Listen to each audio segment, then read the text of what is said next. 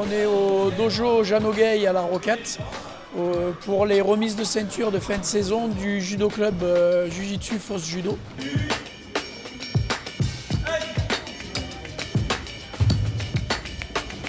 Ce soir, on a pu remettre C'était un cours en fin de saison. On a nos élèves qui ont travaillé toute la saison, qui ont fait diverses compétitions et qui passent à un grade supérieur. Et on a eu la chance aussi, on a eu un élève cette année, Paul Lefebvre, qui a eu son premier dan.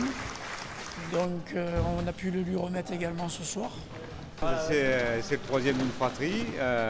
Le père qui est là, qui est prof quatrième dan au club depuis de nombreuses années aussi. Bon, c'est une fierté pour le club d'avoir 4 ceintures noires d'une même famille comme ça, c'est rare, c'est une fierté aussi. Le papa, on est très fiers bien entendu. Au niveau du club, on est 115 licenciés, ce qui nous met dans les gros clubs de la région.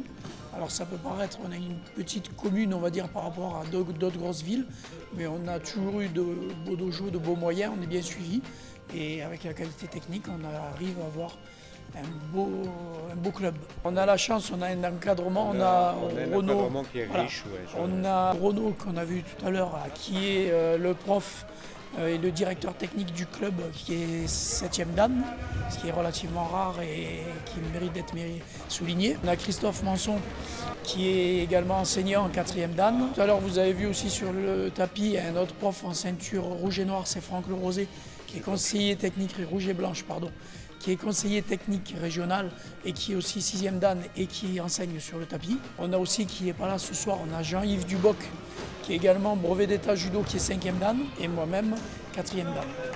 Donc ça fait un beau bagage technique sur le tapis. On a à peu près 20 à 30 enfants qui font des compétitions en catégorie poussin, benjamin, cadet, minime cadet, pardon, qui ont fait de nombreux podiums départementaux. Mathias et Mathis, ils ont été qualifiés pour le passage en régional. On a toujours été un club porté sur le loisir.